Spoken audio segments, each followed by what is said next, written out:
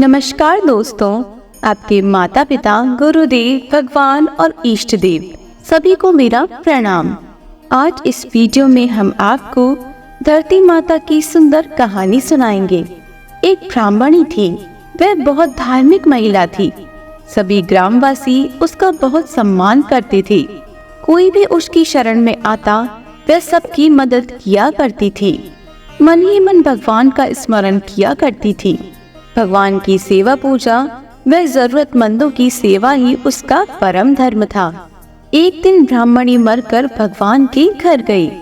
वहां जाकर बोली, मुझे बैकुंठ का रास्ता बता दो।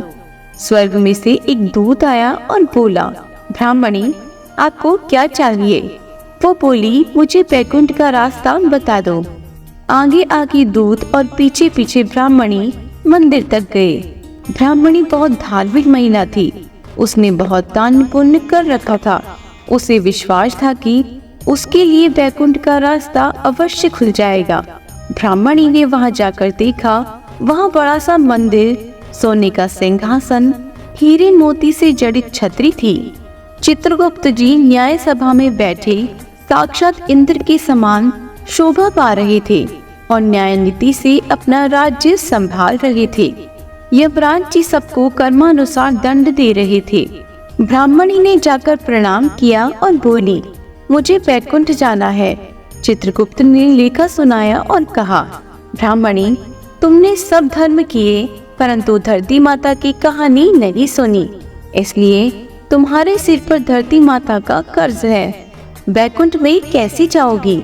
ब्राह्मणी बोली, धरती माता की कहानी के क्या नियम है?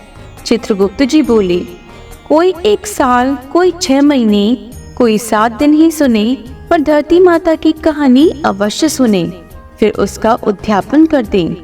धरती माता की कहानी सुनने से जाने अनजाने किए गए पाप कर्मों को धरती माता हर लेती है। स्वर्गलोक में धर्म को ही स्थान प्राप्त है।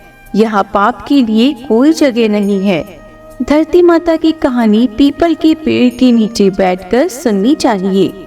यह बात सुनकर ब्राह्मणी ने प्रार्थना की कि मुझे 7 दिन वापस पृथ्वीलोक पर जाने दो, मैं कहानी सुनकर वापस आ जाऊंगी।